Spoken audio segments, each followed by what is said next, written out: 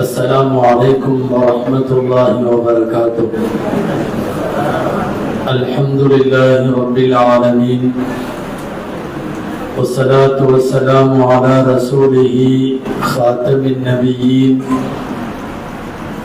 وعلى آله الطيبين وأصحابه الطاهرين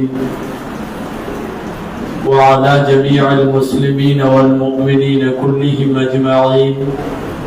أما بعد، فقد قال الله سبحانه وتعالى في كلامه القديم والفرقان الحميد: أعوذ بالله من الشيطان الرجيم، بسم الله الرحمن الرحيم. ومن الناس من يشتري لهو الحديث ليضل عن سبيل الله بغير علم ويتخذها هزوا ولهم عذاب مهين. صدق الله العظيم. وقال رسول الله صلى الله عليه وسلم: كفى بالمرء كذبا أن يحدث بكل ما سمع. صدق رسول الله صلى الله عليه وسلم. அளவற்ற அருளாளனும் நிகரற்ற அன்புடையோருமாகிய எல்லாம் வல்ல அல்லாஹ்வின் பெயரால் துவங்குகிறேன்.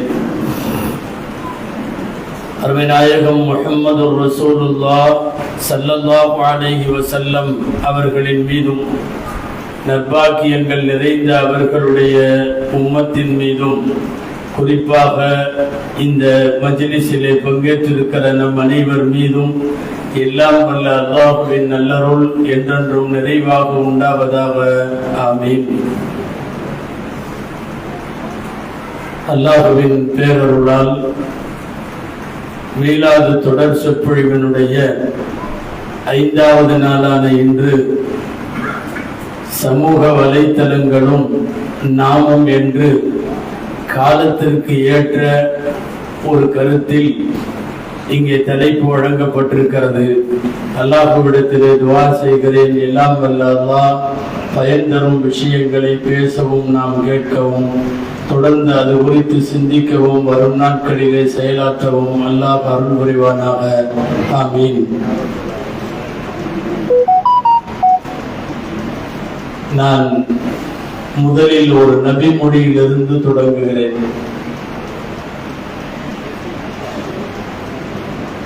நபிகள் நாயகம் ஸல்லல்லாஹு அலைஹி வஸல்லம் அவர்கள் கூறுகிறார்கள், அறிவிப்பது பிரபலமான சஹாபி. நேற்றைய தினம் ஒரு ஆடு மேய்க்கிற இடையர் பின்னாலே பெரும் சஹாபி ஆனார்னு சொன்னோம். ஞாபகம் இருக்கா? சொல்லுங்களேன். அப்துல்லாஹ் இப்னு மஸ்ஊத் ரலியல்லாஹு அன்ஹு. ஜஸாக்கல்லாஹ். அப்துல்லாஹ் இப்னு மஸ்ஊத் ரலியல்லாஹு அன்ஹு சொல்லுகிறார்கள், சமஅது மின் நபியிக்கும் அஸ்-சாதிக் வல் மஸ்தூக். உண்மை மாத்திரம் பேசுகிற பெருமானாரிடம் நான் கேட்டேன் அப்படின்னு சொல்றார். சொல்லிட்டு செய்தி என்ன தெரியுமா? லா யஅதி அலைக்கும் ஸமானும் பஅதி இல்லல்லதி பஅதஹு அஷர்ரு மின்ஹு. இனிமேல் வரக்கூடிய காலம் எல்லாம் முந்தைய காலத்தை விட மோசமாக இருக்கும். இது நபி ஸல்லல்லாஹு அலைஹி வஸல்லம் சொன்ன ஹதீஸ். முந்தைய காலத்தை விட அடுத்து வரும் காலம் மோசமாக இருக்கும். இதுக்கு பெருசா ஆதாரம் எல்லாம் தேவையில்லை.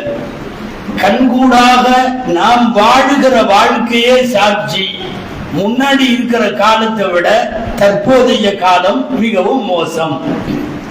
நீங்க நினைக்கலாம், இல்ல முன்னாடி எல்லாம் ரொம்ப அட்வான்ஸ் இல்ல, இன்னைக்கு பார்த்தா கம்ப்யூட்டர் வந்துருச்சு, மொபைல் வந்துருச்சு, இன்டர்நெட் அது இது எல்லாம் வந்துருச்சு.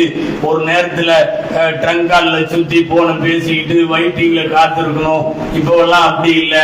அடுத்த நிமிஷம் அமெரிக்கால இருக்கிறவங்க கூட பேசுறோம், அடுத்த நிமிஷம் லண்டனுக்கு இது பண்றோம். ஒரு நேரத்துல 6 மாசம் ஆட்சிக்கு போனாங்க, 6 மணி நேரத்துல போய் இப்போ எல்லாம் இறங்கிடுறோம். மீறி போனா 7-8 மணி நேரத்துல போய் ஜித்தால இறங்கிடுறோம். போயிடுறோம். உதாரணமா இந்தியாவில் சென்னையில இருந்து ஃபஜ்ருக்கு பிறகு வண்டி ஏறினா லொஹர் தொழுக மக்காவுக்கு போயிடுறாங்க. இந்த அளவுக்கு எல்லாம் முதல்ல இல்லையில்ல. முதல் காலத்தை விட இந்த காலம் ரொம்ப அட்வான்ஸா இருக்குல்ல, டெக்னாலஜி வளர்ந்துருக்குதல்ல, கல்வி, அறிவு, விஞ்ஞானம், வளர்ச்சி, அறிவியல் எல்லாமே வளர்ந்துருக்குதானே அப்படின்னு நீங்க நினைக்கலாம். ஆனா ஸல்லல்லாஹு அலைஹி வஸல்லம் வார்த்தை பொய்யாகாது. முந்தின காலத்தை விட அடுத்த காலம் மோசம். கண்டுபிடிப்பு நிறைய வந்திருக்கு, இல்லைன்னு சொல்லல. சயின்ஸ், டெக்னாலஜி எல்லாமே ரொம்ப வளர்ந்திருக்கு, இல்லைன்னு சொல்லல. ஆனா ஒழுக்கத்திலே வீழ்ச்சி, பண்பாட்டிலே வீழ்ச்சி, கலாச்சாரத்தில் வீழ்ச்சி, இறையச்சத்திலே வீழ்ச்சி, இபாதத்திலே வீழ்ச்சி, எல்லாமே டவுன் டவுன் டவுன். போன காலத்தை கவனிக்கிற போது, போன காலத்துல இவ்வளவு வசதி எல்லாம் இல்லை. ஆனாலும் ஒழுக்கமாக வாழ்ந்தார்கள், ஆன்மீகமாய் வாழ்ந்தார்கள், ஓரளவு அல்லாஹ்விற்கு அஞ்சி வாழ்ந்தார்கள். இன்னைக்கு எல்லாம் வளர்ந்து என்ன பிரயோஜனம்? இங்கிலீஷ்ல மெட்டீரியலிசம்னு ஒரு வார்த்தை சொல்லுவாங்க. மெட்டீரியலிசம், ஜடவாதம் அப்படின்னு பழைய தமிழ்ல சொல்லுவாங்க. வெறுமனே கருவிகள் வளர்ந்திருக்கிறது, அவ்வளவுதான். ஆட்கள் பக்குவம் பெற்றிருக்கிறார்களான்னா இல்ல. இப்போ முதல்ல எல்லாம் ஒரு ஹதீஸ் கிதாபு ரொம்ப ரேர், கிடைக்கிறதே கஷ்டம். குர்ஆனுக்கு டிரான்ஸ்லேஷன் கிடைக்கிறதே கஷ்டம். இன்னைக்கு நம்ம பையன் பாத்தீங்கன்னா எல்லாமே இதுல கொண்டு வந்துட்டான் கையில. ஹஜ்ரத் ஃபுல் குர்ஆன் டிரான்ஸ்லேஷன் இதுல இருக்கு. நிறைய காரிகள் ஓதுறதெல்லாம் இருக்கு. மக்கா இமாம் போட்டா ஓதுவாரு, இது போட்டா ஓதுவாரு. புகாரி, முஸ்லிம், திர்மிதி, இப்னு மாஜா, நஸை எல்லா ஹதீஸ் கிதாப் பூரா உள்ள வந்துருச்சு. ஹஜ்ரத் நான் உள்ளுக்குள்ள 3000 பயான் வச்சிருக்கேன். பயங்கரமா எல்லாமே. வாரத்துக்கு ஒரு தடவை தான் தொழுக வருவான், ஜும்மாவுக்கு மட்டும்தான் வருவான். நீ இவ்வளவு வச்சிருந்த என்ன புண்ணியம்? ஒரு காலத்துல ஒரு ஹதீஸ் கூட இல்ல, குர்ஆனுக்கு சரியான டிரான்ஸ்லேஷன் கூட கையில இல்ல, ஹதீஸுகளுக்கான மொழிபெயர்ப்பு கூட இல்ல. ஆனாலும் அல்லாஹ்விற்கு கட்டுப்பட்டு வாழ்ந்தார்கள். ஆன்மீகம் சேதாரமாகவில்லை. இன்னைக்கு கருவிகள் வளர்ந்திருக்கிறது, விஞ்ஞானம் வளர்ந்திருக்கிறது. ஆனால் ஆன்மீகமும் ஒழுக்கமும் பண்பாடும் பலத்த அடி வாங்கி இருக்கிறது. ஒரு நேரத்தில் இவ்வளவு பேர் எல்லாம் ஹஜ்ஜுக்கு உம்ராக்கெல்லாம் போகல. இப்ப பார்த்தா மாசம் மாசம் கேள்வி நாங்க குரூப் என்னடா உம்ரா போயிட்டாங்க, உம்ரா போறாங்க. முதல்ல எல்லாம் பாத்தீங்கன்னா எங்கேயாவது ஊர்ல ஒரே ஒருத்தர் ஹஜ்ஜுக்கு போவார். அவரு ஒரு 3-4 மாசம் கப்பல்ல போய் அதுக்கப்புறம் திரும்ப அங்கிருந்து 3-4 மாசம் கப்பல்ல வந்தாத்தான் நிச்சயம் ஆஜியார் இருக்காருன்னு அர்த்தம். போறப்போ அப்படித்தான். உண்மையாலுமே ஹஜ்ஜுக்கு போற இதோட போனாங்க. எல்லாத்தையும் திறந்து கடன் எல்லாம் கொடுத்துட்டு எல்லாத்திட்டையும் சொல்லிட்டு ஏறாம உடுத்திட்டு உண்மையாலுமே ஒரு பரதேசி கோலத்துல. அதுவும் பாத்தீங்கன்னா நம்ம ஊர்ல எல்லாம் இந்த ரயில்வே ஸ்டேஷனுக்கு அழைச்சிட்டு போவாங்க. அவரை எல்லாம் சேர்ந்து பைத்தை ஓதி கூட்டிட்டு போய் குர்பானி கடா மாதிரியே இருக்கும். அறுக்கருக்கு கூட்டிட்டு போற மாதிரி எல்லாம் தக்பீர் ஓதி கூட்டிட்டு போய் வண்டியில ஏற்றுவாங்க. எந்த லெட்டரும் கிடையாது, போனு கிடையாது, ஒண்ணும் கிடையாது. பொதுவா கப்பல்ல போகும்போது மவுத்தா போனா கப்பல்ல என்ன பண்ணுவாங்க தெரியுமா? அங்கேயே ஒரு கஃபன் துணி ரெடியா வச்சிருப்பாங்க எல்லா ஹாஜியும். அப்படியே கஃபன்ல கட்டி கப்பல்லையே தொழுக வச்சு பிஸ்மில்லான்னு கடல்ல வெளியில அப்படி இறக்கி விடுவாங்க. அவ்வளவுதான். அந்த இறக்கி விட்டு அவர் போயிட்டாருங்கிறது எப்ப தெரியும்னா அவர் கூட போனவங்க எல்லாம் திரும்பி வந்த பிறகுதான் தெரியும். சில நேரம் கப்பல்ல இருந்தே லெட்டர் போடுவாங்க, அது வர்றதுக்குள்ள அவர் வந்துருவார். அந்த மாதிரி ஆயிரும். வந்தாதான் ஹாஜி இருக்காருன்னு. அப்படியெல்லாம் போயிட்டு வந்த நிறைய பேருடைய ஹஜ்ஜுக்கு பிந்தைய வாழ்வு எப்படி இருந்துச்சு தெரியுமா? நிறைய பேர் எங்களுக்கு தெரிஞ்சு சில ஹாஜியார்கள் ஹஜ்ஜுக்கு போயிட்டு மௌத்தா போற வரையும் தஹஜ்ஜத் விட்டதில்லை. பேணுதெல்லாம் ஜமாத்தெல்லாம் கரெக்டா தொழுதாங்க. வட்டி அது இதுன்னு என்னென்னவெல்லாம் மார்க்கத்துக்கு ஆகாதோ அது எதையுமே செய்யல. ரொம்ப பேணுதலா இருந்தாங்க. தமிழ்நாட்டுல, இந்தியாவில் இன்னைக்கும் எங்களுக்கு தெரியும் சில கிராமம் இருக்குது. இந்த கிராமங்கள்ல அந்த பழைய ஹஜ்ஜுக்கு போன ஹாஜியார மழை வரலன்னா ஊரே போய் பைத் ஓதிட்டு போய் ஊருக்கு வெளியே நின்று அவரை துவா செய்ய சொல்லுவாங்க. அவரு அல்லாட்ட துவா கேட்பார். கேட்டாருன்னா மழை வந்துடும். திரும்பி வரும்போது மழையில நினைஞ்சிட்டு வருவாங்க. ஹஜ்ஜு பியூரா இருந்தது, கரெக்டா இருந்தது. நான் சொல்ல வர்றது என்னன்னா, இன்னைக்கு நாம இத்தனை லட்சம் பேர் ஹஜ்ஜுக்கு போறோம், மாசம் மாசம் உம்ராவுக்கு போறோம். போயிட்டு வந்த பிறகு நம்ம பழைய லைஃபுக்கும் புது லைஃபுக்கும் ஏதாவது சேஞ்ச் இருக்குதா? ஒண்ணும் இல்லை. வந்த பிறகும் அதே அக்கிரமத்தை தான் பண்றான், வந்த பிறகும் அதே மாதிரி தான் இருக்கிறாரு. நிறைய ஆட்சியாளர்களுக்கு பஜ்ர் தொழுகையே கடமை இல்லாம ஆகி போச்சு. அப்போ நான் சொல்லிக் கொண்டிருப்பது என்னன்னா, போன காலத்தில் வசதி வாய்ப்புகள் இல்லை, கருவிகள் இவ்வளவு இல்லை, கண்டுபிடிப்பு இவ்வளவு இல்லை, டெக்னாலஜி சயின்ஸ் இவ்வளவு வளரல. ஆனாலும் நன்றாக இருந்தார்கள், வாழ்ந்தார்கள், ஆரோக்கியமா இருந்தார்கள், அல்லாஹ்விற்கு இறையச்சத்தோடு வாழ்ந்தார்கள். எல்லாம் இன்னைக்கு எல்லா கண்டுபிடிப்பும் இருக்கிறது, எல்லாமே நம்மை மேலும் மோசமாக்குவதற்கு காரணமாக இருக்கிறது. அதுல ஒண்ணுதான் இந்த பாழா போன சமாச்சாரம், இந்த மொபைல் சமாச்சாரம். மொபைல் வந்து, அப்புறம் அதுக்குள்ள இன்டர்நெட் வந்து, அப்புறம் அதுக்குள்ள சோசியல் மீடியா வந்து, இன்னைக்கு அந்த சோசியல் மீடியாவுக்குள்ள நம்ம வம்சம் பூரா உட்கார்ந்து இருக்குது. வெளியே குடிச்சு இழுக்க வேண்டியதாக வரமாட்டேங்கிறான். நடுராத்திரி 1 மணி 2 மணி வரை பூரா உள்ளுக்குள்ள இருந்து அவங்கள வெளியே இழுக்கிறது பெரிய கஷ்டமா இருக்கு. நான் சொன்ன ஹதீஸை திரும்ப சொல்கிறேன். அல்லாஹ்வின் மீது ஆணையாக இப்னு மஸ்ஊத் ரலியல்லாஹு அன்ஹு சொல்லுகிறார்கள், இனிமேல் வரும் எல்லா காலமும் முந்தைய காலத்தை விட மோசமாகவே இருக்கும். இன்னைக்கு நாம அந்த மோசமான காலத்துல தான் வாழ்றோம். முதல்ல உள்ள காலத்தை கவனிக்கிறப்ப நாம மோசம். இதை கொஞ்சம் பார்த்து பக்குவமா தான் சொல்லணும். இல்லைன்னா நம்ம பையன் என்ன விளங்குவான் தெரியுமா? அப்ப நான் இதுக்கு அடுத்த காலம் நம்ம விட மோசமா தான் இருப்பான், அப்ப நம்ம பரவாயில்ல இல்ல அப்படிங்கிற மாதிரி நினைப்பாங்க. நாம் வாழுகிற காலத்தை பார்க்க வேண்டும். முந்தைய காலத்தை விட நாம் மோசமாக இருக்கிறோம். இதுல வந்த கண்டுபிடிப்புகள் நிறைய ஆக்கத்திற்கு நன்மைக்கு நம்மை தூண்டுவதை விட நிறைய கண்டுபிடிப்புகள் தீமைக்கு காரணமாக அமைந்து விடுவதுதான் பெரிய துரதிர்ஷ்டம். அந்த அடிப்படையில இப்ப மொபைல் போன் போன்றவை, இன்டர்நெட் வசதி போன்றவை, சோசியல் மீடியாக்கள் போன்றவை நன்மைகளுக்காக பயன்படுத்தப்படுவது அதிகமா அல்லது தீமைகளுக்கு காரணமானா? நிச்சயமா தீமைகளுக்கு காரணம். எல்லாரும் அவங்க ரேஞ்சுக்கு கெட்டு போயிருக்காங்க. இது வந்த பிறகு நான் சொல்றேன்னு நீங்க தப்பா நினைக்க கூடாது. குழந்தை ரேஞ்சுக்கு கெட்டு போயிருக்கு, கிழவி ரேஞ்சு கெட்டு போயிருக்கு. யாரும் இதுல இருந்தெல்லாம் தப்பல. அல்லாஹ் அக்பர். எத்தனை பேர் அது நாளைக்கு மூத்தா போற மாதிரி இருக்குது. அது என்னமோ இப்படின்னு வச்சு பார்த்துக்கிட்டு உட்காந்துருக்கு. எது? மொபைல பார்த்துட்டு அவன் பேரனை கூப்பிட்டு இதை போடு அதை போடு அப்படிங்குது. இஸ்ராயல் எப்ப இந்த மாவை போடுவாருன்னு தெரியல. அவரவர்கள் ரேஞ்சுக்கு கெட்டு போயிருக்காங்க. பருவ பெண்கள் கெட்டு போகிறார்கள், குடும்ப பெண்கள் வீழ்ந்து கிடக்கிறார்கள், வயதானவர்கள் கூட வீழ்ந்து கிடக்கிறார்கள் என்கிற போது நாம் வாழுகிற காலத்தில் நாம் சந்தித்திருக்கிற மிக மோசமான ஒரு ஊடகம் இது ஆன்லைன். சில பேர்லாம் அந்த ஆன்லைன்லயே இருக்கான். அவனை வெளியே இழுத்தோம்னா வெறி பிடிச்ச மாதிரி ஆயிடும். அவனுக்கு எப்ப 24 மணி நேரமும் ஆன்லைன்ல இருக்கணும். ஏதோ அந்த ஜிபி எல்லாம் தீர்ந்து போச்சுன்னா ஏதோ உமா வாப்பா மௌத்தா போன மாதிரி பார்க்கலாம். போயிருச்சு, முடிஞ்சு போச்சு. இந்த பொதுவா இதெல்லாம் இந்த கண்டுபிடிப்பு வர்றப்ப நமக்கும் சந்தோஷமா தான் இருந்துச்சு. பரவாயில்ல, நல்ல வளர்ச்சி. போக போக இது ரொம்ப பாதாளத்துக்குள்ள போகுது. பொதுவா மார்க்கத்திற்கு ஆகாத எந்த கண்டுபிடிப்பும் வர்றப்பதான் தடா புடாமாங்க. உங்களெல்லாம் மொபைல் தரமாட்டேன், சின்ன பசங்களாம் மொபைல் வைக்க கூடாது, பிள்ளைகளுக்கு தரக்கூடாது, அப்படியா இப்படியா அப்படின்னு வீட்டுல குடும்ப தலைவர் மட்டும்தான் வச்சிருப்பாரு.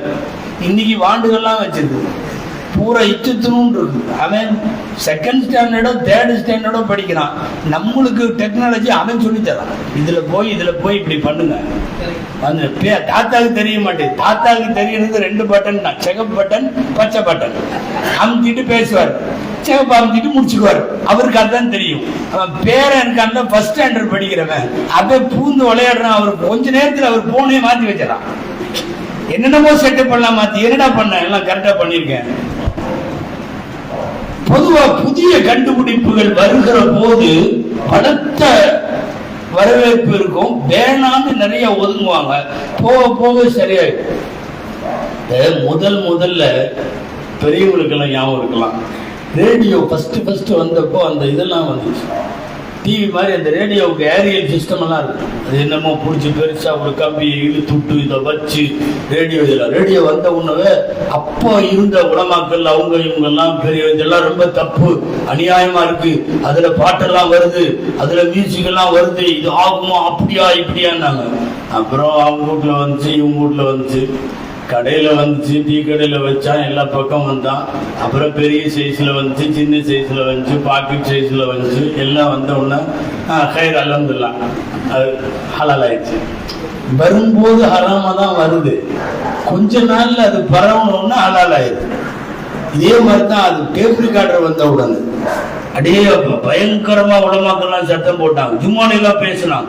ரேடியோவாத பரவாயில்ல, அவன் போடுற பாட்டு தான் கேட்கிறோம், இதுல நாம விரும்பின பாட்டெல்லாம் கேட்கிறோம் கேசட்டு போட்டு, அதனால இது சரியில்லை அப்படி இப்படின்னாங்க. அப்புறம் எல்லா பக்கம் வந்துச்சு, அது இது மிலாது விழால எல்லாம் போட்டு விட்டாங்க. அப்புறம் நிபாவெல்லாம் பாடினாரு, அவ 10-1-11 முடிஞ்சு ஹலால் ஆயிடுச்சு. டிவி வந்தப்போ உங்களுக்கு தெரியும், நிறைய ஊர்ல ஆண்டனாவோட தானே வந்துச்சு. பெருசா வீட்டுக்கு வெளியில அத்தாப்பரி கம்பி இருக்கும், அவங்க வீட்டுல டிவி இருக்குன்னு அர்த்தம். சில ஊர்கள்ல, நம்ம ஊர் பக்கம், அவர் யார் வீட்டுல டிவி வாங்கி வச்சாரோ அவரை ஊரை விட்டு விளக்குனாங்க. நீ மோசமான காரியத்தை பண்ணிட்டு அதனால இந்த ஊரை விட்டு ஒன்னு விளக்கி வைக்கிறோம் அப்படின்னு சொன்னாங்க. ஊர்ல ஒரு வீடு 2 வீடு, அப்புறம் அப்படியே அந்த வீட்டுல வந்துச்சு, இந்த வீட்டுல வந்துச்சு. பிஸ்மில்லான்னு பஸ்ல கொண்டு வந்து வச்சான், அப்புறம் டீ கடையில வச்சான், எல்லா பக்கம் வச்சான், அதுல எல்லாம் செய்தி வந்துச்சு. அப்புறம் கிரிக்கெட் வந்துச்சு, எல்லாம் வந்தோன்னு எல்லாம், அப்புறம் எல்லா வீட்லயும் டிவி, ஆண்டனாவெல்லாம் போச்சு. இப்போ எல்லாம் வருது, பூராமே டிவி ஹலால். ஒவ்வொன்றும் வர்ற போது ஹராம் மாதிரி பில்டப் இருக்கும், ஆகவே ஆகாது அப்படின்னு எல்லாத்துலயும் வந்தோம்னா விடு அப்படின்னு. அப்படியே தான் மொபைல் வர்ற நேரத்துல எல்லாம் எல்லாம் சின்ன சிறுசு பெருசு எல்லாம் இல்லை, ரொம்ப அவசிய தேவைக்கு. அது சில வீடுகள் எல்லாம் பிள்ளைகளும் கொடுக்காதீங்க அப்படின்னாங்க. இந்த கொரோனா ஒண்ணு வந்துச்சா, பிஸ்மில்லான்னு ஆன்லைன்ல பாடத்தை ஆரம்பிச்சானுங்களா, முடிச்சது அவ்வளவுதான். ஆன்லைன்ல வந்ததுக்கு அப்புறம் எல்லாம் இன்னைக்கு அத்தா அம்மாட்ட இருக்கோ இல்லையோ, பிள்ளைகள்ட்ட தான் இருக்கு. கிளாஸ் ஆன்லைன்லங்கிறான், இன்னைக்கு ஹோம் ஒர்க் ப்ராஜெக்ட் எல்லாம் ஆன்லைன்ல கொடுக்குறான். அது வீட்டுக்கு வந்த உடனே மொபைலை வாங்கிட்டு போயிருது.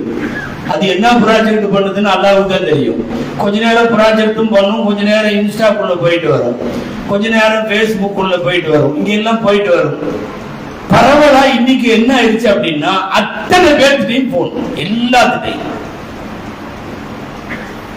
ஒரு நாளைக்கு 6 மணி நேரம் சராசரியாக இந்த 2000க்கு பின்னால் 2000 கிட்ஸ்னு சொல்றோம்ல, 2000க்கு பிந்தைய குழந்தைகள் சராசரியாக 6 மணி நேரம் எலக்ட்ரானிக் மீடியாவிலே இருக்கிறார்கள் அப்படிங்கிறது ஒரு ஆய்வு சொல்லக்கூடிய முடிவு. 6 மணி நேரம் ஒரு குழந்தை. உங்க வீட்டுல கொஞ்சம் கம்மியா இருக்கலாம், இன்னொரு வீட்டுல கொஞ்சம் கூட இருக்கலாம். ஆவரேஜா உலகம் முழுக்க எலக்ட்ரானிக் மீடியாவுக்கு அடிமையாக இருக்கக்கூடிய குழந்தைகள் ஒரு நாளைக்கு 6 மணி நேரம் அதில் செலவழிக்கிறார்கள் என்பது அதிர்ச்சியானது. நாளைக்கு இவங்க மனசு பாதிக்கும், இவங்களுடைய உடம்பு பாதிக்கும், எல்லாவற்றை விட இவங்களுடைய சிந்தனைகள் பாதிக்கப்படும். எந்த அளவுக்கு ஆயிடுச்சுன்னா, இன்னைக்கு அவன் ஆன்லைன்ல சோசியல் மீடியால அவன் எதை வேணாலும் இழக்க தயார், அவனுக்கு அது வேணும். மொபைல மட்டும் புடுங்குங்களேன், பைத்தியம் ஆயிடுவான்.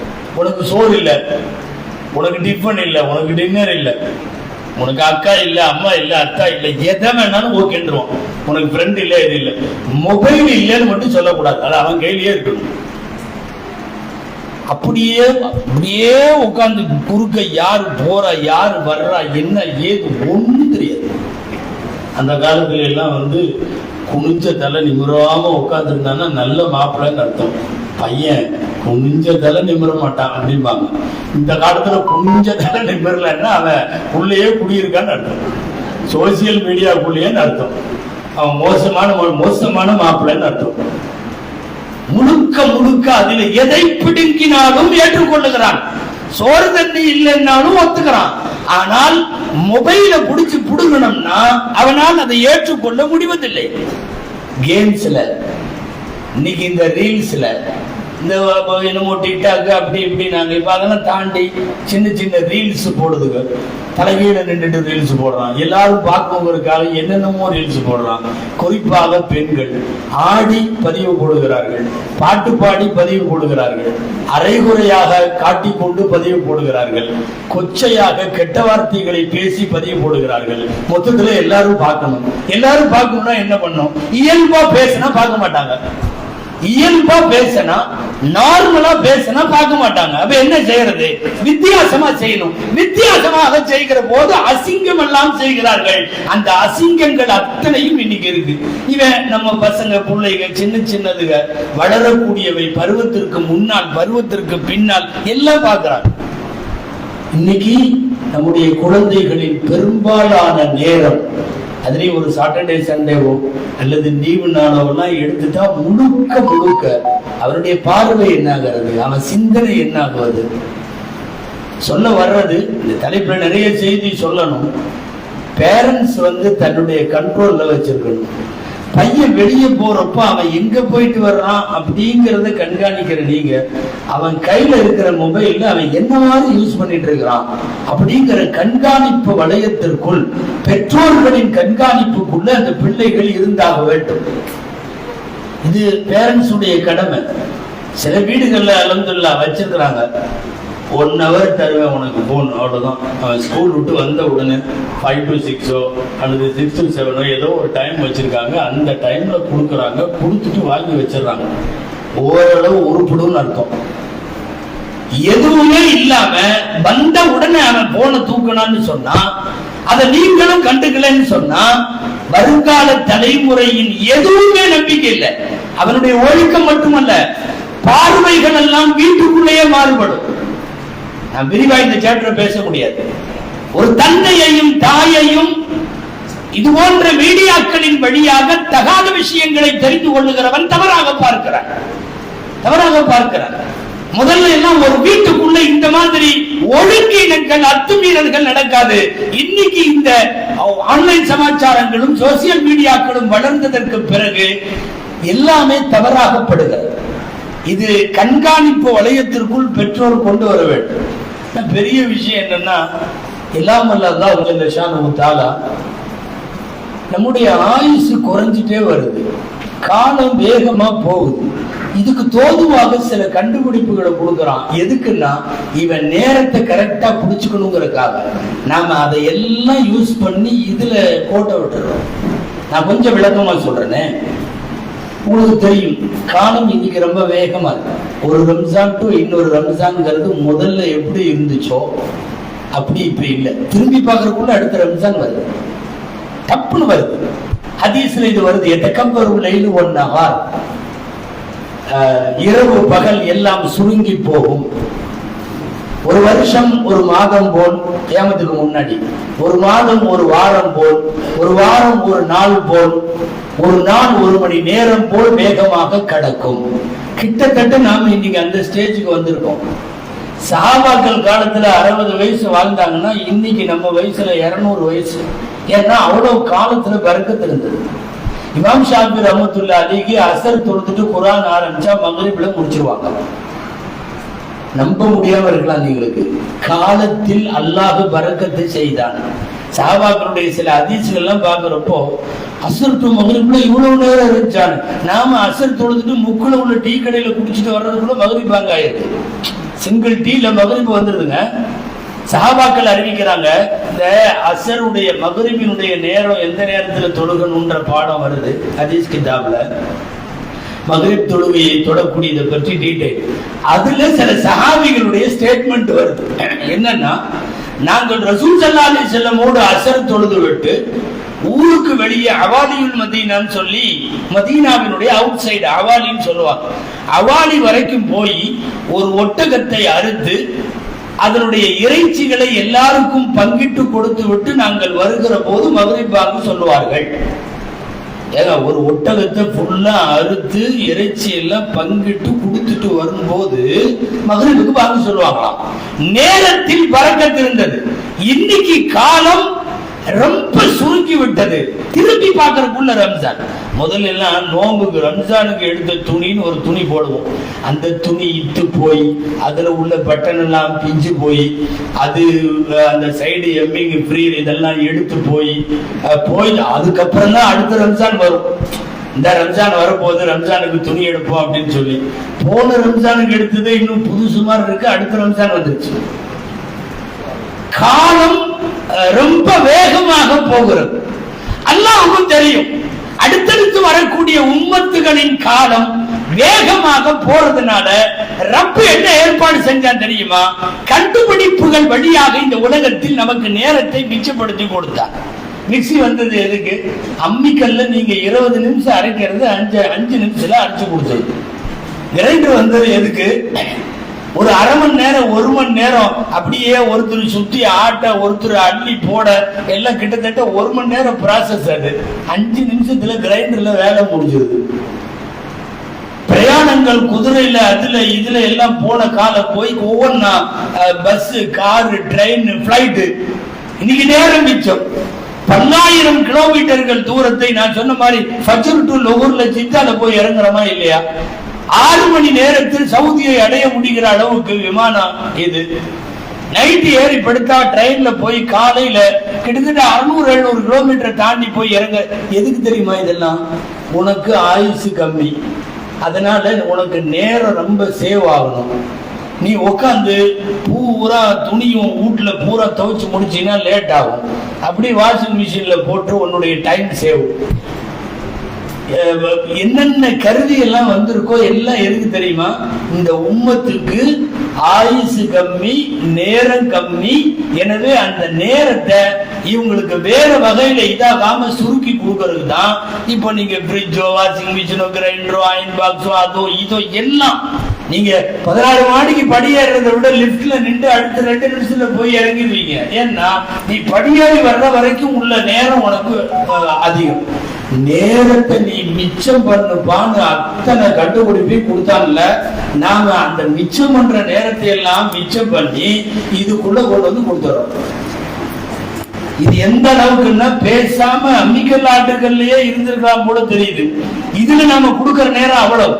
நேரம் மிச்சமாகுவதற்காக உன் ஆயுசு வேகமா மூவிங் ஃபாஸ்டா இருக்குது. உன்னுடைய ஆயுசுங்கிறதுனால கருவிகளை எல்லாம் கொடுத்தான்.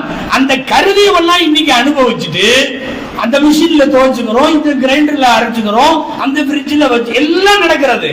ஆனா நேரத்தை கொண்டு வந்து தொழுக நேரம் இல்லை, ஓத நேரம் இல்லை, ரப்பை தஸ்பீஹ் செய்ய நேரம் இல்லை, எல்லா நேரத்தையும் இதுல பூரா கொடுத்துட வேண்டியது. மகரிப் பிறகு மிஞ்சி மிஞ்சி போனா நம்ம பொம்பளைங்க அசர் டு மகரிப்ல அப்படியே வாசல்ல உட்காந்து பேசுவாங்க. அவ்வளவுதான். நான் கொஞ்ச காலத்துக்கு முன்னாடி உள்ளதை சொல்றேன். மகரிபுக்கு உள்ள போனாங்கன்னா ஓதுவாங்க. எத்தனை வீட்டுல இன்னைக்கு பொம்பளைங்க ஓதுறாங்க சொல்லுங்க பார்க்கலாம். எக்கச்சக்க முசீபத்துங்கிறாங்கல்ல. எத்தனை ஹதீசுகள். பக்ரா ஓதப்படுகிற வீட்டில் முசீபத் இருக்காது. எத்தனை பொம்பளைங்க பக்ரா ஓதுறாங்க. அதிகாலை ஃபஜ்ருக்கு பின்னாலே யாசின் ஓதுகிற வீட்டில் பரக்கத்து வரும். எத்தனை வீட்டுல நடக்குது. மகரிப் பிறகு சூரத்துல் வாக்கையா ஓதுகிற வீட்டுல வறுமை வராது. இதையும் இப்னு மஸ்ஊத் ரலியல்லாஹு அன்ஹு அறிவிக்கிறாங்க. இப்னு மஸ்ஊத் ரலியல்லாஹு அன்ஹு கேட்டாங்க, எல்லாம் பூரா பொம்பளை பிள்ளைகளாம் விட்டுட்டு போறீங்க, ஒரு காசு இல்லாம போறீங்களே நீங்க. இப்னு மஸ்ஊத் கேட்டப்ப சொன்னாங்க, என் பிள்ளைகளை சூரத்துல் வாக்கையாவை ஒரு நாளும் விட மாட்டாங்க. மகரிபுக்கு பிறகு சூரத்துல் வாக்கையா ஓதுகிற வீட்டுல வறுமை வராது. இப்படியே சொல்லிட்டே போனா ஹதீசுகளில் பக்ராவோ, யாசீனோ, வாக்கியாவோ இந்த மாதிரி என்னென்ன ஓதினால் என்னென்ன சிறப்புகளை பெற முடியும் என்று வந்திருக்கக்கூடிய எதுவும் இன்னைக்கு வீட்டுல அமல்ல இல்லை. அசர்த்து மகரிப்ல மட்டும் கொஞ்சம் பேசுவாங்க பொம்பளைங்க அந்த காலத்துல. ஆனா அந்த அசர்த்து மகரிப்லயே ஊரே கழுவி முடிச்சுட்டு போயிடுவாங்க. அது வேற. போய் உள்ள போட்டா மகரிப்பு இஷாவெல்லாம் கரெக்டா போகுமா இல்லையா? இன்னைக்கு அதெல்லாம் இல்லை. மகரிப் பிறகு உள்ள போனாலும் ப்ரோக்ராம்ஸ் இருக்கு டிவியில. எதுவும் இல்லைன்னா கையில இருக்கிற மொபைல்ல இப்படி தட்ட ஆரம்பிச்சா ராத்திரி 9:30 மணி 10 மணி வரை. அது என்னமோ தெரியல, குழந்தை பிறக்கிற குழந்தை கூட இப்படின்ட்டே பிறகுது இப்போ சமீப காலமா. அன்பானவர்களே, நேர விரயத்தை ஏறத்தாழ சோசியல் மீடியாக்கள் பயனுள்ள நேரங்களை எல்லாம் நமக்கு எடுத்து சாப்பிட்டு விட்டது. ஆனால் அல்லாஹ் நமக்கு கொடுத்தது கண்டுபிடிப்புகளை, விஞ்ஞானத்தை, அறிவியலை எல்லாம் கொடுத்தது நேரத்தை மிச்சம் பண்றதுக்காக. ரொம்ப பிரபலமான ஒரு நபி மொழி நீங்க எல்லாம் கேள்விப்பட்டிருப்பீங்கல்ல, 5 விஷயம் நடக்கிறதுக்கு முன்னாடியே நீங்க 5 விஷயத்துல எச்சரிக்கையாயிருங்க. ஷபாபக கபுல ஹரமி, வயோதிகம் வருவதற்கு முன்னால் வாலிபத்தை பெரிய பாக்கியமா கருதிக்கொள். வயோதிகம் வருவதற்கு முன்பு வாலிபத்தை, நோய் வருவதற்கு முன்பு ஆரோக்கியத்தை பாக்கியமாக கருதிக்கொள். வறுமை வருவதற்கு முன்பு காசு இருப்பதை பாக்கியமாக கருதிக்கொள். ஃபராஹக கபல ஷுகுலி, வேலை படு, வேலை அதிகமா வர்றதை விட நீ ஓய்வா இருக்கிறத பயன்படுத்திக்கோ. இப்படியே போய் கடைசியா இந்த வரியில முடிப்பாங்க, ஹயாத்தக்க கபல மௌத்தி, மவுத்து வர்றதுக்கு முன்னாடி உன் ஹயாத்தை பயன்படுத்திக்கோ. இன்னைக்கு ஹயாத்துல எவ்வளவோ நல்ல வேலைகள் செய்யலாம். நபிமார்கள் நல்லோர்கள் வரலாறு வாசிக்கிறது இல்லை, குரான் ஓதுறது இல்லை, தஸ்பீஹ் ஓதுறது இல்லை. சொல்ல போனா உறவினர்கள்ட்ட உள்ள கலந்துரையாடெல்லாம் கூட கம்மியாயிடுச்சு. மும்முரமா டிவியில ப்ரோக்ராம் பார்த்துட்டு இருக்கிறப்ப விருந்தாளிக வந்தா நம்ம சடையிறோம். இன்னைக்கு நம்ம அடுத்த தலைமுறையும் அப்படி ஆயிடுச்சு. பூரா ஆளுக்கு ஒரு மொபைல், ஊடு பார்த்தா கபிர்ஸ்தான் மாதிரி இருக்கு. அது அங்க அப்படியே தலையை குனிஞ்சிட்டு ஒண்ணு, இங்க தலையை குனிஞ்சிட்டு ஒண்ணு, அந்த ரூமுக்குள்ள தலையை குனிஞ்சிட்டு ஒண்ணு, எல்லாம் அமைதியா இருக்கு. இந்த காதுல வேற ஒண்ணு மாட்டிக்கிறான், எதிரில் என்ன வெடிச்சாலும் தெரியாது, என்ன கத்துனாலும் தெரியாது, மாட்டிக்கிட்டு இப்படியே உட்காந்து. நாளைக்கு நம்ம வீட்டுக்கு மாமா அவங்க ஃபேமிலி எல்லாம் வர்றாங்க. அவங்க இங்க வர்றாங்க, இப்போ உள்ள ஜெனரேஷன். சரி சரி வந்துட்டு எப்ப போவாங்க? அவங்க 2 நாள் இருக்கு. 2 நாளா? இவன் ஒரு நேரத்துல லீவ் விட்டாவே அங்கதானே போயிருவாங்க. எங்க காப்பரிச்சை லீவு, அரைப்பரிச்சை லீவு, எக்ஸாமினேஷன் ஹாலிடேஸ்ல 1 வாரம் வருவாங்க, 10 நாள் வருவாங்க, தங்குவாங்க. இப்ப என்னன்னா அடுத்த ஜெனரேஷன் இதெல்லாம் விரும்ப மாட்டேங்குது. வந்தா போயிட வேண்டியதானே, காலையில வந்துட்டா ஒரு 2 மணி நேரம் இருந்தா கிளம்பிட வேண்டியதானே, அவங்க இங்க வந்து தங்குறாங்க எப்படிங்கிறான். அடுத்த தலைமுறையினுடைய பண்பாடு சார்ந்து, ஒழுங்கு சார்ந்து உள்ள வீழ்ச்சிகளை யோசிக்க பயமா இருக்கு. என்னன்னா எல்லாமே இதனுடைய அடிமைத்தனம் காரணம்.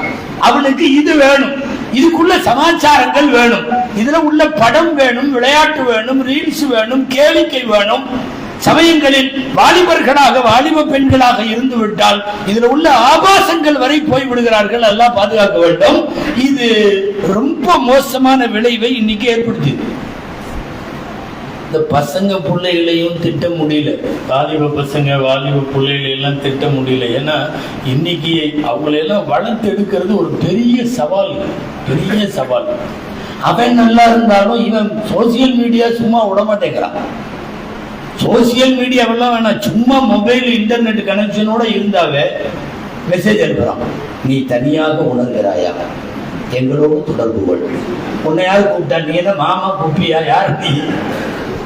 மெசேஜ் வருதுங்க.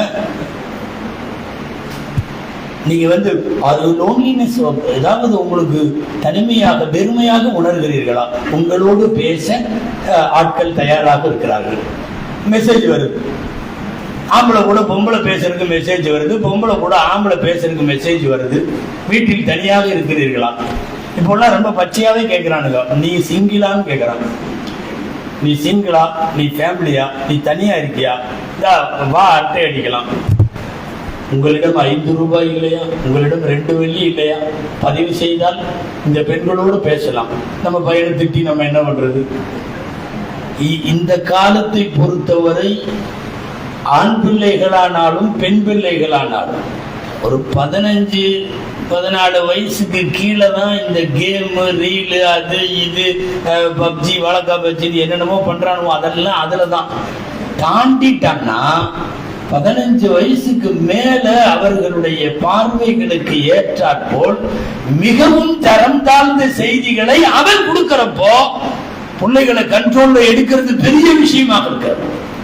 ஜஸ்ட் மிஸ் ஆனோம்னா அகல பாதாளத்திற்கு அவர்கள் போய் விழுந்து விடுவார்கள். தயவு செய்து குடும்ப தலைவர்களை சொல்லுகிறேன், டைம் மேனேஜ்மெண்ட் மட்டும் வீட்டுல வைங்க போதும். கொடுக்காம இருக்க முடியாது.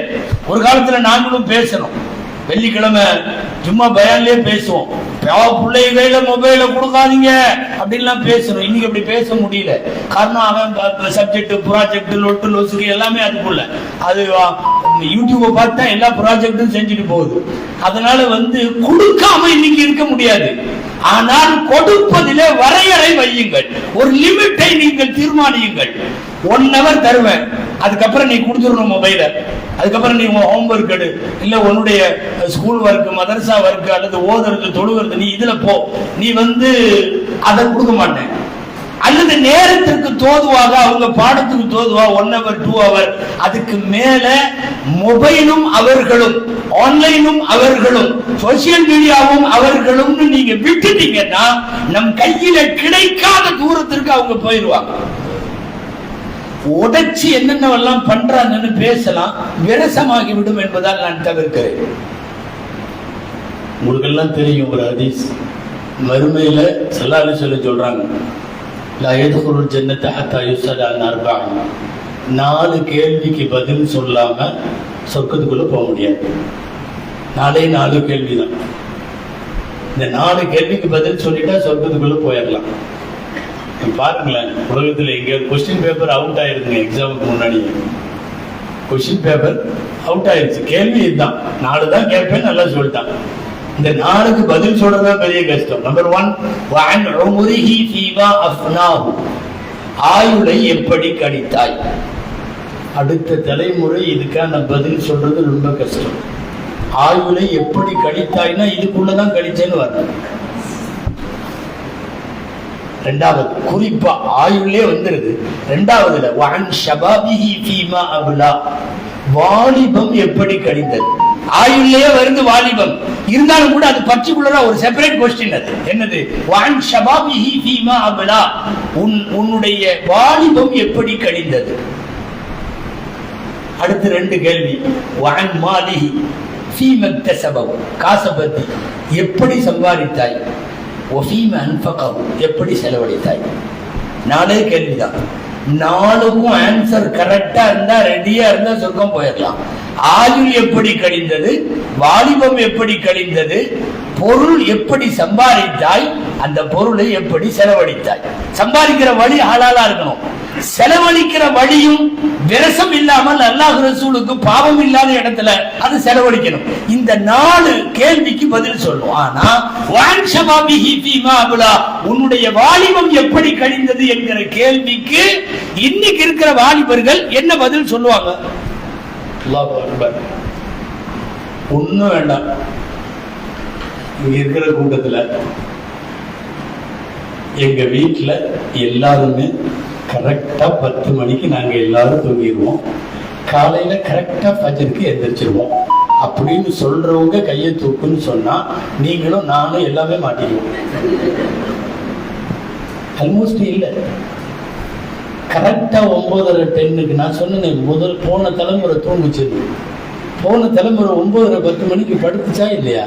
இன்னைக்கு நம்ம வீடு அப்படி இல்லை, நாமளும் அப்படி இல்லை, நம்ம பிள்ளைகளும் அப்படி இல்லை. 12 மணி 1 மணி சமயத்துல 2 மணி. காலையில ஞாயிற்றுக்கிழமையா இருந்தா தகச்சத்து வரையும் முடிச்சிருக்கான். பூரா இதுலயே தான் இருக்கான், அதை பார்த்துக்கிட்டே இருக்கான். அவனை தனியா வேற படுக்க சொல்லிடுறாங்களா, தனியா ஒரு ரூம்குள்ள. அதாவது எங்க இஷா நேரம் ஆகும் போதே அப்படியே கொஞ்சம் அப்படியே தள்ளணும்ல, தூக்கம் வர்ற மாதிரி அப்படியே ஒரு களைப்பெல்லாம் வரணும்ல. இவன் நம்ம பையன் இஷால தான் ஃப்ரெஷ்ஷா ஜம்முன்னு நம்ம டைம் தொடங்கிடுச்சு, டைம் ஸ்டார்ட்ஸ் நவ், அவ்வளவுதான் பயங்கரமா ஆயிடுறாங்க. எவ்வளவு ஃப்ரெஷ்ஷா இருக்காங்க. நீங்க ராத்திரி 10 11 மணிக்கு அப்படி ஃபுல் ஜிபி எல்லாம் ரெப்பிட்டு போய் உட்காந்துடுறான். உட்காந்து பார்த்து பார்த்து பார்த்து பார்த்து இவன் கண்டதையும் பார்த்து கமெண்ட் எல்லாம் சொல்லி அதை படிச்சு இதை படிச்சு உருப்படாத எல்லா வேலையும் பார்த்து முடிச்சு ராத்திரி 1 மணி 2 மணி உடம்பு கெட்டு மனசு கெட்டு சிந்தனை கெட்டு அப்படியே 1 மணி 2 மணி வரை இருக்கான். 2 மணிக்கு முடிக்கிறான்னு நினைச்சுக்காதீங்க, மொபைல்ல உள்ள சார்ஜ் மூத்தா போயிடும். அது போயிடும், போட்டிருக்கிற அந்த ஜிபி காலி ஆயிடும். அது எவ்வளவு நேரம் ஆளை குடுறா சாமின்ட்டு அது போயிடும். போனதுக்கு அப்புறம் சொல்லிக்கிட்டு அப்புறம் படுப்பா பாருங்க, ராத்திரி 2 மணி.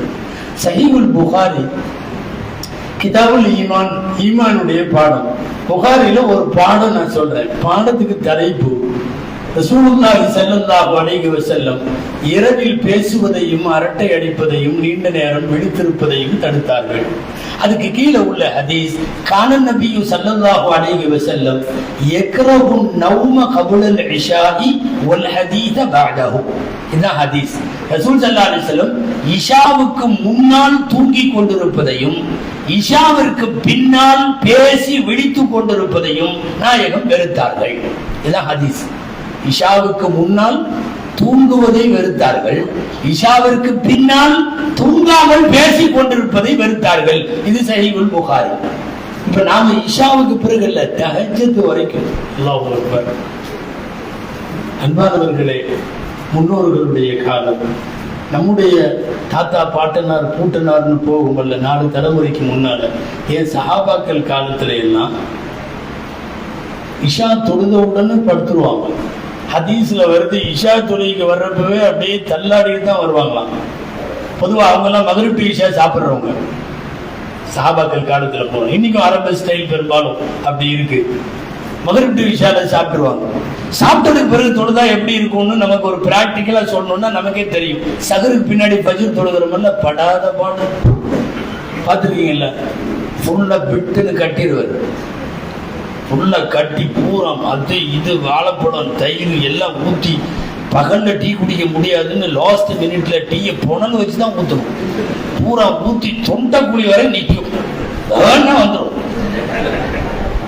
அவ்வளவு சாப்பிட்டு போட்டு ஃபஜ்ருக்கு போகணுமா?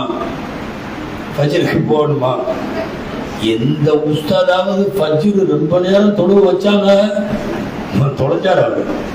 அதனாலதான் பெரும்பாலும் அந்த ஃபஜ்ர் ரம்ஜான்ல மட்டும் சுருக்கமா தொழுவாங்க. சில பேர் பள்ளியாசலுக்கே வரமாட்டாங்க, அங்கேயே வீட்லயே அப்படியே ஒரு மாதிரி அசைஞ்சு ஆடி ரோபோ தொழுத மாதிரி தொழுதுட்டு அப்படியே படுத்துற வேண்டியது. சாப்பிட்டு தொழுகிறது கஷ்டம். நான் சொல்ல வந்தது, சஹாபாக்கள் தூக்க கலக்கத்தோடு தான் வருவாங்களாம். எதுக்கு? இஷா தொழுகை. தொழுத உடனே போய் படுத்துருவாங்க. சில நேரம் இஷா தொழுகை 7:45 7:08 வந்துடும் வருஷத்துல. சில நேரம் சொல்றேன், 8 மணி 8:30 மணிக்கே ஒருத்தர் போய் படுத்து தூங்கிட்டாருன்னு வைங்களேன், இரவினுடைய 2/3 பகுதி தான் தூங்குவாங்க. தஹஜ்ஜத்துக்கு எந்திரிச்சிருவாங்க.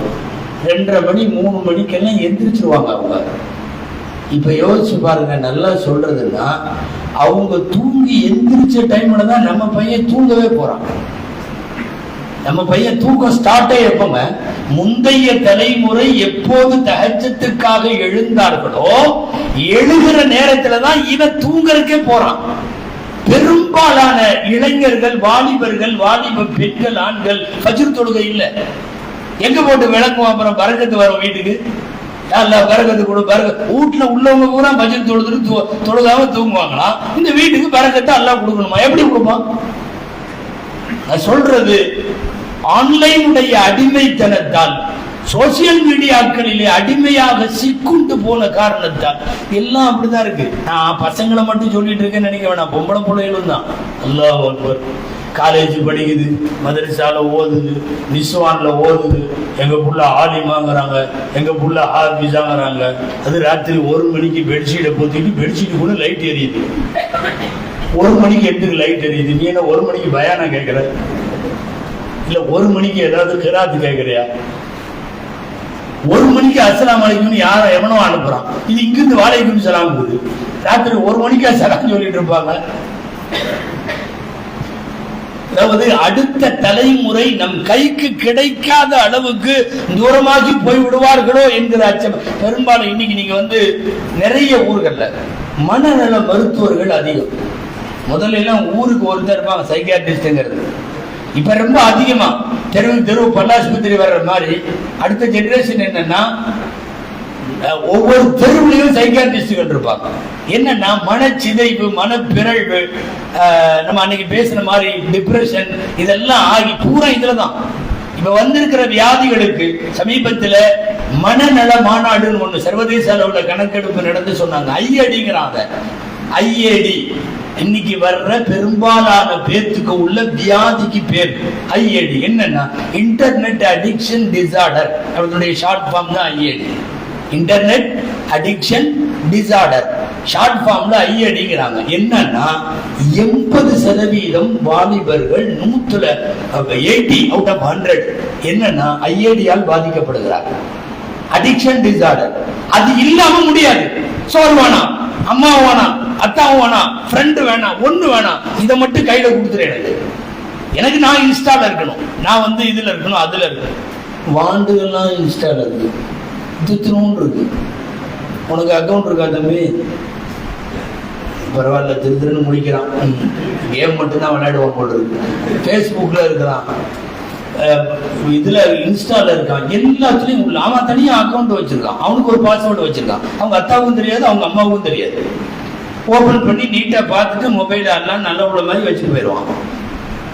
வெறுமனே ஒரு கட்டத்தில் சினிமா செய்திகள், ஏதாவது திரைப்படங்கள் என்று போய்கொண்டிருந்த அந்த காலகட்டத்தை தாண்டி, அதையெல்லாம் தாண்டி ரொம்ப வேசமாக, ஆபாசமாக, தவறாக, அதாவது நாம நல்லா இருந்தாலும் எதையாவது ஒண்ணு அவனா அனுப்பிச்சுடுவான். இந்த நெட்வொர்க் காரன் இருக்கானுல, அவனா அனுப்பிச்சுடுவான்.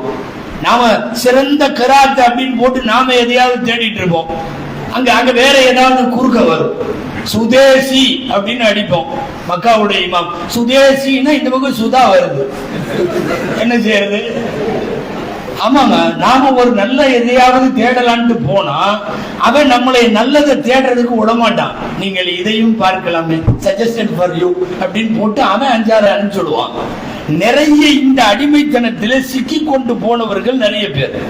நான் திரும்ப சொல்லுகிறேன், குடும்பத்தை பொறுத்தவரை நம்முடைய பெற்ற பிள்ளைகளை, அது பருவத்துக்கு முன்னாடியா இருந்தாலும் சரி, பருவத்தை தாண்டியா இருந்தாலும் சரி, அவங்கள்ட்ட இருக்கிற இந்த கருவியும் அவங்க பார்க்கிற இதுவும் கண்காணிப்பிற்கு உட்படுத்தப்பட வேண்டும். லேசா உங்க பார்வை அதுல இருக்கணும், அது இல்லாம போயிட முடியாது.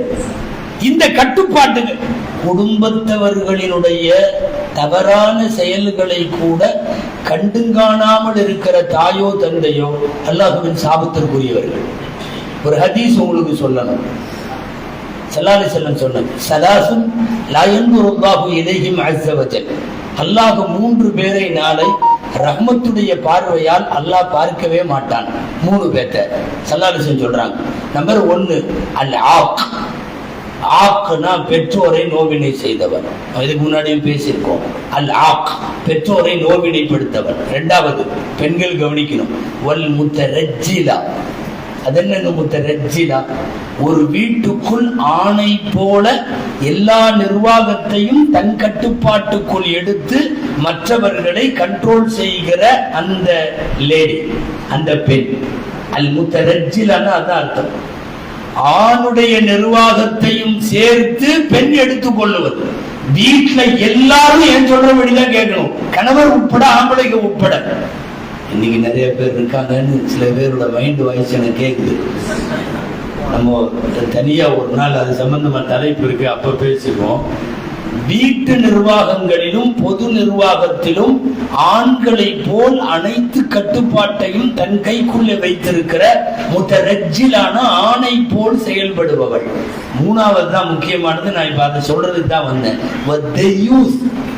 அரபில் ஒரு வித்தியாசமான வார்த்தை. அது என்னங்க தெய்யூஸ் அப்படின்னா, தனது குடும்பத்திலே நடைபெறுகிற அசிங்கங்கள் தெரிந்தும் கண்டும் காணாமல் இருப்பவன். அது இருக்கிற ஆணோ இருக்கிற பெண்ணோ தெரியுது உங்களுக்கு. உங்களுடைய பசங்களோ பிள்ளைகளோ அவர்களுடைய பார்வை, அவர்களின் பயன்பாடு, அவர்களினுடைய நடவடிக்கைகளில் தவறு தெரிந்தும் ஒருவன் தனது குடும்பத்திற்கு கீழே இந்த அசிங்கத்தை பாராமுகமாக இருந்தால், கண்டும் காணாமல் இருந்தால், எனக்கு எதற்கு என்று எவனாவது நகர்ந்தா அதை சொல்றாங்க தெய்யூஸ். அருள் கொண்டு அல்லாஹ் அறவே அவர்களை பார்க்க மாட்டான். அப்படின்னா இறைவனுடைய கிட்டத்தட்ட சாபத்தை போன்ற உள்ள ஒரு செயல். பெற்றோரை நோகடிப்பவன் 1, ஆணை போல் நிர்வாகத்தை கையில் எடுத்துக் கொள்ளக்கூடிய, குடும்பத்தில் எல்லாரையும் அடக்கி ஆடக்கூடிய பெண். 3வது அசிங்கங்கள் தனது குடும்பத்திலே நடந்தும் அதை கண்டுகொள்ளாத ஆணோ பெண்ணோ, அதாவது தந்தையோ தாயோ.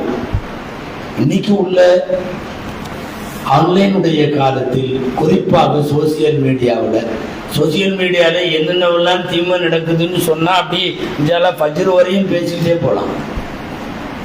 மிக அதிகமான தலாக்குகள், குலாக்கள் இன்னைக்கு எல்லாமே இதை பேஸ் பண்ணி தான் வரும். எனக்கு அநேகமா அடுத்து நாளைக்கோ எப்போ அது சம்பந்தமா ஒரு தலைப்பு இருக்கு, நாளைக்கு நினைக்கிறேன். நான் அப்போ பேசுறேன் இன்ஷா அல்லாஹ். சமீப காலங்கள்ல ஒரு நேரம் வேற காரணமெல்லாம் இன்னைக்கு மெயின் சோசியல் மீடியாக்களில் மனைவியின் மீதான விஷயங்களால் பாதிக்கப்பட்ட கணவன் அல்லது சோசியல் மீடியாக்களால் அதிகம் தொடர்பு ஏற்பட்ட ஒரு ஆண், அந்த ஆணுடைய அவனால் பாதிக்கப்பட்ட பரிதாபமான மனைவி, இவங்களுடைய பிரச்சனைகள் இன்னைக்கு ரொம்ப பெருசு. இன்னைக்கு நீங்க சாதாரணமா நினைக்கலாம், என்னமோ மொபைல கொடுத்துருக்கோம், அவங்க என்னமோ பேஸ்புக், இன்ஸ்டா, அது இதுன்னு ஏதோ பாக்குறாங்கன்ற மாதிரி இல்ல. அதன் மூலமாக ஏற்படுகிற தொடர்பு, நான் இன்னும் கொஞ்சம் பிராங்கா முழுசா சொல்றேன், நிறைய ஊர்ல நடக்குது. நிக்கிறான், இது கல்யாணம் பண்ணணும், ரெஜிஸ்டர் பண்ணணும். சொல்லுப்பா, நீங்க எங்க இருக்கீங்க? நாங்க இங்க கலைவாசலுக்கு பின்னாடி இருக்கோம். சரி, பொண்ணு இத்தாலியில இருக்கான், பிலிப்பைன்ஸ்ல இருக்கான். பூரா நம்ம ஊர் பசங்க. உகாண்டால பொண்ணுங்கிறான். ஏன்பா எங்கேயோ போன? என்னப்பா?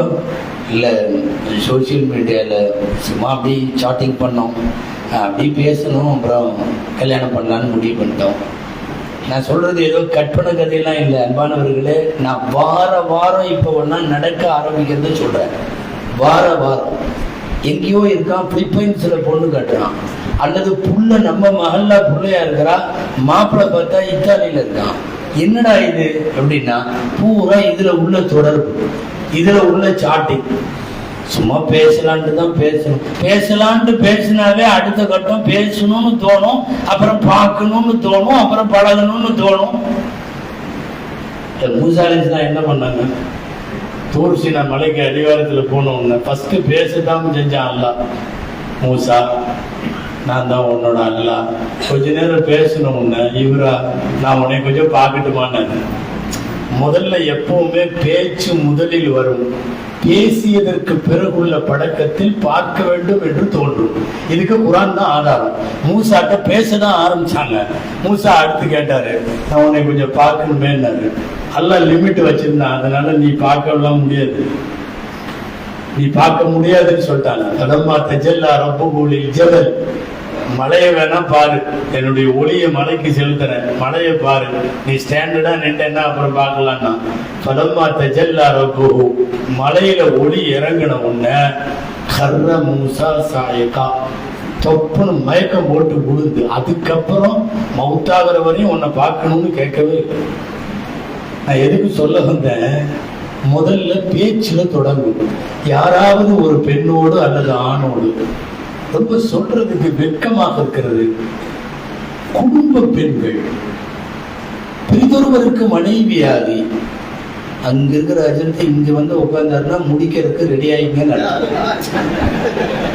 முடிக்கிறதுக்கு அதாவது டைம் வீஸ் ரொம்ப பக்கத்துல வந்துச்சு டைம்னு அர்த்தம். இதை இன்னும் கடைசியா வந்துட்டு முடிக்க போறேன். அன்பானவர்களே, சொல்லிட்டு இருந்த விஷயம் போயிடுச்சு.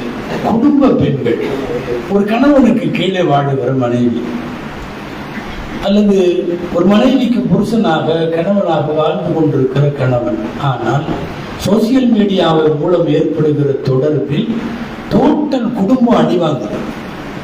அந்த மனைவி ஒதுக்கப்படுகிறாள், அந்த குழந்தைகளின் வாழ்வு கேள்விக்குறியாகிறது, குடும்பத்தை கண்டுக்கிறது இல்லை. இவன் வேறு விதமாக ஈர்க்கப்படுகிறான், வேறு மாதிரியான ஒரு உலகத்திற்கு இவன் கட்டமைக்கப்படுகிறான். அல்லாஹ் பாதுகாக்க வேண்டும். சமீப காலங்களில் இந்த சோசியல் மீடியாக்கள் மூலமாக ஏற்படுகிற மிக மோசமானது, நான் ஒன்னே ஒன்று மட்டும் சொல்றேன், இது எல்லாத்துக்குமானது. அதாவது நம்முடைய அசைக்க முடியாத நம்பிக்கை என்ன தெரியுமா? யாரு வேணாலும் உலகத்துல பார்க்காம இருந்துடலாம், அல்லாஹ் பார்க்கறான். அல்லாஹ் பார்க்கறான். நீங்க இந்த மொபைல்ல எடுத்து இப்படி தட்டி ஒரு சர்ச் என்ஜின்ல நீங்க என்ன தேடி நீங்க உடனடியா உங்க அத்தா உங்க அம்மா உங்க தெரியாம டெலீட் பண்ணிடலாம். அல்லாஹ் பதிவு பண்ணி வச்சிருக்கிற அந்த லிஸ்ட்ல டெலிட் ஆகாது. இங்க டெலிட் பண்ணிடலாம். நீ எதை தேடலையோ அதை டெலிட் பண்ணிடலாம். ரப்புட்ட இருக்கிற பதிவேடு இருக்கா இல்லையா, அதுல நீ என்ன தேடினாய், என்ன நாளில் என்ன தேடினாய், எதை பற்றி தேடினாய், யாரை பற்றி அதுல பார்த்தாய், அந்த church history is cannot delete. அது போகவே போகாது. ரப்பிடத்தில் அது அப்படியே இருக்கும். அல்லாஹ் பார்த்து கொண்டிருக்கிறான். திருக்குறான்ல ஒரு இடம் ரெண்டு இடம் அல்ல, நம்மளுடைய இந்த மாதிரி செயல்பாட்டுக்காகவே சொன்ன வார்த்தை ஒவ்வொருக்கும் ஐனமாக்கும் தூ, நீங்க எங்க இருந்தாலும் அவன் கூட இருக்கான். மயக்கும் நஜுவா தலாசத்தின் இல்லா போராமையும், நீ 3 பேர் ரகசியம் பேசினா 3 பேர் இல்ல, 4வது அல்லாஹ் இருக்கான். நீ 4 பேர் பேசினா 5வது அல்லாஹ் இருக்கான். அல்லாஹ் இல்லாமல் எந்த இடம் இல்லை என்கிற போது நீ என்ன நட்ட நடுராத்திரியில் தாளிடப்பட்ட பூட்டப்பட்ட அறைக்குள்ள உட்கார்ந்து கொண்டு நீ சோசியல் மீடியாவில் யாரோடாவது பேசினால், யாரோடாவது கதைத்தால், எதையாவது பார்த்தால், அல்லாஹ்ட்ட இருந்து மட்டும் முராகபத்துல்லான்னு சொல்லுவாங்க, அல்லாஹ்வின் கண்காணிப்பு. அது கரெக்டா இருக்கணுமே. ஏங்க ஒருத்தர் சிசிடிவி கேமரா ஒரு இடத்துல பொருத்தி இருக்குன்னு சொன்னா உடனே உஷாராகணுமா இல்லையா? ஜாலியா அப்படியே உட்காந்துருப்போம். அப்படி சாந்தி கேமரா டக்குன்னு எப்படி பாரு ரெடியா உட்காருவாரு, இன்னும் போட்டோ போஸ் கொடுக்குற மாதிரி. ஏன் ரொம்ப ஜாலியா இப்படி காலை நீண்டி அப்படி கையை நீண்டி அப்படி உட்காந்துருந்தீங்களா, உட்கார வேண்டியது கேமரா இருக்கு. மேல ஒருத்தர் எப்பவுமே அவன் 24 hours இல்ல, கியாமத்து வரையும் சிசிடிவி சர்வைஸ் கேமரா அது சர்வைவல் இருக்கு. நீ நீங்கள் கண்காணிக்கப்படுகிறீர்கள் அப்படின்னு எழுதி வச்சிருக்கான் சில இடத்துல. வாட்சடு, நீ பாக்குற, நீ கண்காணிக்கப்படுற, ரப்பு கண்காணிக்கிறான். அதனால ஒரு மொபைலுக்குள்ள, ஒரு தளத்துக்குள்ள, ஒரு சோசியல் மீடியாவுக்குள்ள நாம் என்ன பேசினாலும் என்ன பார்த்தாலும் அல்லாஹ் கண்காணிக்கத்தான் செய்கிறார். அதனால தேவைக்கு ஆன்லைன் பயன்பாடு இருக்கட்டும், அவசியங்களுக்கு இருக்கட்டும். இன்னைக்கு எல்லாமே நான் ஆரம்பத்தில் பயான்ல சொன்னேன்ல, அதது ரேஞ்சு கெட்டு போயிருக்கு. குழந்தை ரேஞ்சுக்கு, வயசான கிழவி எல்லாம் அதோட ரேஞ்சுக்கு. இப்போலாம் அந்த பூச்சாண்டி காட்டி சோறு விடுறது, நிலாவை காட்டி சோறு விடுறது அதெல்லாம் இல்லை. இந்த இடுப்புல தூக்கி வச்சு அப்படியே கொஞ்ச நேரம் உலாத்திக்கிட்டே ஊட்டுவாங்கல்ல, இதெல்லாம் லாங் கேட்கும். அந்த காலமெல்லாம் தாண்டிடுச்சு, முடிஞ்சு. இன்னைக்கு என்ன தெரியுமா, விறுவிறுன்னு அவங்க அம்மா இதை தூக்கிட்டு ஒரு கோப்பையில சாப்பாடு போட்டு நேரா வரும். இப்படி உட்கார வச்சு குழந்தை தூக்கி இப்படி உட்கார வச்சு இதை இப்படி வச்சு இப்படி தட்டி அந்த அனிமேஷன் எதையாவது போட்டு விட்டுட்டு அது ஆன்னு பார்த்துட்டு இருக்கிறப்ப வச்சு திணிக்க வேண்டும். அது மண்ணை திண்டாலும் சாப்பிட போடுது. ஆன் பண்ணி விட்டுட்டு மண்ணை கொடுத்தாலும் சாப்பிடுது. எதற்கு ஒரு பிளேட்லாம் இல்லை, 2 பிளேட் கொடுத்தாலும் சாப்பிடும் போடுறது. பூரா முடிச்சுட்டு வாயை பிடிச்சி ஒரு தொடச்சி இதை ஆஃப் பண்ணி எடுத்துட்டு போயிடுது. முடிஞ்சு சோறூட்டும் கடமை இனிதே நிறைவேறியது. இன்னைக்கு நடக்கிறதா தான். குழந்தை ரேஞ்சு கெட்டு போயிடுது. இது சின்ன பிள்ளைங்க அவங்கவுங்க ரேஞ்சு. நல்லா மருதாணி போட்டிருந்த காலமெல்லாம் போய் அதுல மருதாணி போடுறது எப்படின்னு பார்த்து ஒரு மாதிரியா இப்போ அது ஒரு ஓடிட்டு. சண்டே வைட்டா போதும், நான் கேக்கு செய்ய போறேன்னு கிளம்பிடுவோம். யூடியூப்பை பார்த்து கேக்கு செய்யறது சும்மா செஞ்சாவே நல்லா தான் இருக்கும். நான் யூடியூப்பை பார்த்து அதை செய்ய போறேன், இதை செய்ய போறேன், கேக்கு செய்ய போறேன்னு காத்தால 11 மணிலிருந்து சாயந்தரம் 5 மணிக்கு களியை கிண்டி இறக்குதுவோம். சமையல் எல்லாம் இன்னைக்கு யூடியூப். அதாவது ஆன்லைனுக்கு பின்னால், சோசியல் மீடியாவுக்கு பின்னால எல்லா தரப்பும் கெட்டு போயிருக்க. குடும்ப பெண்கள் அவங்க இவங்க, வயசான நன்னிமா டேய் அதை போடுறா அப்படின்ட்டு அது எதையோ சொல்லுது. அதை போட்டு வச்சு ஏதோ சில பொம்பளைங்க பயான்னு கேட்குறாங்க. நான் வரலாற்று தொடர் ஒன்று பேசிட்டு வந்துட்டு இருக்கிறேன். தொடர்ந்து இங்கேயும் பார்க்குறாங்க, எல்லா இடத்துலையும் பார்க்குறாங்க. இந்த வயசானவங்க கரெக்டாக பார்க்கவும் செய்கிறாங்க, ஃபோன் பண்ணவும் செய்கிறாங்க. இதை பற்றி பேசுனீங்க, அதை பற்றி பேசுனீங்க. அது அந்த அம்மாங்களுக்கெல்லாம் இந்த இன்ஸ்டாக்குள்ளெல்லாம் போக தெரியல, பேஸ்புக் எல்லாம் போக தெரியல. அதனால நன்னிமாவும் ராதிமாவும் என்ன பண்றாங்கன்னா, பேரண்ட்டை சொல்லி யூடியூப்ல அந்த அவர் பேசுவாரு அதை போடு அப்படிங்கிறாங்க. யாராவது ஒரு ஆலிமுடைய பயானம் போட்டா அது கொஞ்ச நேரம் கேட்டுக்குது. மொத்தத்துல சிறுசுல இருந்து பெருசு வரைக்கும் ஆன்லைன் மூலமா, சோசியல் மீடியா மூலியமா அதோட ரேஞ்சுக்கு கெட்டு போயிருக்கு. இது கையில வந்ததுக்கு அப்புறம் குர்ஆன், ஹதீஸ், அஜர்த், ஆலிம்ஷா ஒன்னும் தேவை. குழந்தை பிறந்த உடனே பேர் வைக்கணும்னு அதுல போய் அடிக்கிறான். பக்கத்துல உள்ள யார்ட்டையாவது போய் கேளு, ஆலிம்கள்ட்ட கேளு, நல்லா தெரிஞ்ச உடனே இதுலயே பியூட்டிஃபுல் நேம்ஸ் அப்படின்னு தட்டுவான். அது கண்ட குப்பையெல்லாம் கூட்டுது. நீங்க தயவு செய்து இன்டர்நெட்ல போடுற பேர் பூராமே கரெக்டான பேருன்னு எல்லாம் நினைச்சுக்க வேணாம். அதுல உள்ள அர்த்தம் எல்லாம் தாறுமாறான அர்த்தம். இஸ்லாமிக் நேம்ஸ்னு சில சைட்டுகளை வந்து டைரக்ட் பண்ணி அந்த சைட்டுகளை கண்டென்ட் பண்ணிட்டு இருக்கிறது யூதர்கள். முழுக்க முழுக்க அல்லாஹ் பேரு, ரசூல் பேரு எல்லாமே இருக்கும். நீங்க வந்து பாத்திமான்னு அடிச்சீங்கன்னா அர்த்தம் சொல்லும், கதீஜான்னு அடிச்சீங்கன்னா அர்த்தம் சொல்லும், எல்லாமே நடக்கும். ஆனால் தவறான அர்த்தம் தரப்பட்டிருக்கு. தவறான அர்த்தம் நிறைய. பேர் வேணும்னா நேரம் அங்க போய், ஒருவேளை அப்படி நீங்கள் பிடித்த பெயரை ஆன்லைன்ல தேர்வு செய்தால் கொஞ்சம் அரபி கரெக்டா தெரிஞ்ச யார்ட்டையாவது போய் அதை கொடுத்து ஒரு தடவை ஒரு ரீஷெட்யூல், ஒரு ரீகன்ஃபார்ம் பண்ணிக்கணும். இது இப்படி அர்த்தம் போட்டிருக்கு, இந்த அர்த்தம் சரிதானவா, நான் இந்த பேர் வைக்கலாமான்னு கேட்டுக்கணும். ஏன்னா கண்ட அர்த்தமும் போட்டு வச்சிருக்கான். அவன் எந்த பேர் எடுத்தாலும் பியூட்டிஃபுல் கேர்ள்னு போடுறான். அது என்னன்னே தெரியல. ஒருத்தர் வந்து கேட்டார், சன்யா அப்படின்னு பேர், சன்யா அப்படின்னாரு. அதுல இதுக்கு அர்த்தம் இது வேண்டாம், வேற அர்த்தம், வேற பேர் வைங்க. இல்ல நெட்ல பார்த்தேன் நானு, பியூட்டிஃபுல் இஸ்லாமிக் நேம்ஸ்னு சர்ச் பண்ணி பார்த்தேன். அதுல வந்து பியூட்டிஃபுல் கேர்ள்னு போடுது. இல்லப்பா அது பியூட்டிஃபுல் எல்லாம் இல்ல, அது வேண்டாம், சன்யா வேண்டாம், வேற ஏதாவது வச்சுக்கோ அப்படியா அப்படின்ட்டு நம்ம மேல அவருக்கு நம்பிக்கை வர மாட்டேங்குது. இவருக்கு எதுவும் தெரியலையோ, ஏன்னா இன்டர்நெட்டை ரொம்ப அதிகமா நம்புறாரு. இவர் அஜர்த் அதிகமா தெரியலையோ, விபச்சாரின்னு அர்த்தம், தவறான நடத்தை உள்ள பெண் அப்படின்னு அர்த்தம். அவன் எதுக்கு பியூட்டிஃபுல் கேர்ள்னு போட்டு வச்சிருக்கான்னு தெரியல. ஒருவேளை அவங்க ஊர்ல அந்த மாதிரி இருக்கிற ஊர் அழகா இருப்பாடா என்னவோ தெரியல, அவன் போட்டு வச்சிருக்கான். எங்கேயாவது நெட்ல தட்டி விட்டு பார்த்துட்டு உடனே வச்சிட வேண்டியது. ஆன்லைன் வழியாக, மீடியாக்கள் வழியாக கெட்டு போயிருக்கிற நிறைய செய்திகள் உண்டு. அதுல இது எல்லாம் உண்டு. நான் முடிவுக்கு வருகிறேன் அன்பானவர்களே, பெற்றோர்களாக இருப்பவர்கள், நான் ஹதீஸ்ல சொன்ன மாதிரி ஒரு குடும்பத்தில் நடைபெறும் அசிங்கமோ அல்லது தவறோ தெரிந்தும் கூட கண்டும் காணாமல் இருந்தால் அல்லாஹ் அவர்களை அருள் கொண்டு பார்க்க கூட மாட்டான் என்று இருக்கிறது. எனவே கண்காணிப்பு வளையத்திற்குள் நம்முடைய பிள்ளைகள் கொண்டு வரப்பட வேண்டும். அவன் யூஸ் பண்ணட்டும். இது யூஸ் பண்ணாம எல்லாம் கண்ட்ரோல் பண்ண முடியாது. அவன் கையில தரலாம். நேர வரையறைகளை ஏற்படுத்துங்கள். முழுக்க அவனை விட்டீங்கன்னா அவன் நம்மை விட்டு வெகு தூரம் போய் விடுவான். கடைசியில நீங்க மாப்பிள்ளை பார்க்கிற வேலை இல்லாம, நீங்க பொண்ணு பார்க்கிற வேலை இல்லாம என்ற கட்டத்திற்கு போய்விடும் ஆபத்திற்கு முன்னால் அவர்களை அந்தந்த வயசுக்கு ஏற்ற மாதிரி அவர்களை கட்டுப்பாடு கொண்டு வர வேண்டியது அவசியம். எல்லாம் அல்லாஹ்விடத்திலே துஆ செய்வோம். மோசமாக காலங்கள் அடுத்தடுத்து வந்தாலும் கூட காலத்தினுடைய சிதைவுகளால், காலத்தினுடைய கோலத்தால் நம்முடைய தலைமுறைகள் கெட்டு போகாமல் அல்லாஹ் பாதுகாப்பானாக.